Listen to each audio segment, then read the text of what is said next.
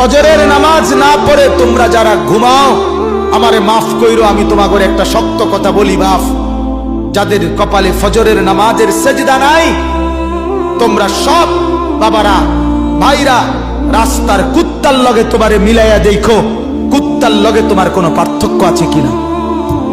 সোজা কথা,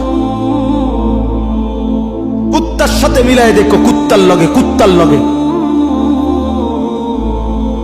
ওই জানোয়ার শুধু ঘুমায়, ওই জানোয়ার পেশাব পায়খানা করে, ওই জানোয়ার খাবার খায়, ওই জানোয়ার যৌবনের যৌন চাহিদা পূরণ করে।